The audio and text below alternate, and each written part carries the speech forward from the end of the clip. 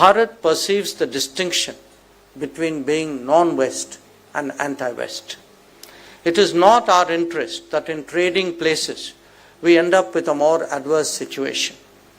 Finding common ground, even while asserting our own identity, is therefore an essential requirement. It is sad but true that multilateralism in the current era stands gridlocked. None of the major challenges of recent years have seen a collective and consensual response. Not just that, it is also a fact that global commons stands neglected and global issues are regularly shortchanged. The natural response is to press the cause of reformed multilateralism, particularly the reform of the UN Security Council.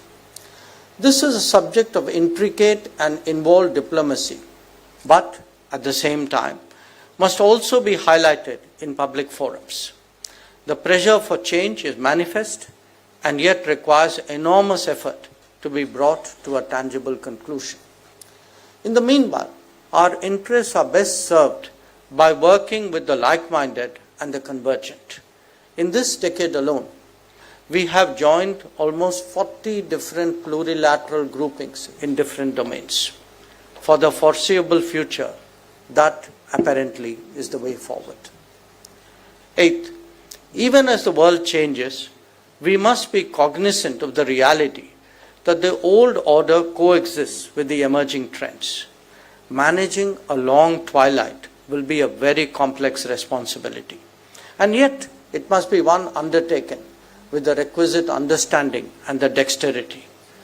Bharat perceives the distinction between being non-West and anti-West. It is not our interest that in trading places we end up with a more adverse situation. Finding common ground, even while asserting our own identity, is therefore an essential requirement. Ninth, a world of new balances is coming into being that features a repositioning of the US and the rise of China, and amongst other developments. It is also one of sharper East-West polarization, currently focused on Ukraine, but not necessarily limited to it. At the same time, there is a deeper North-South divide revolving around concerns of development, debt, resources, and equity.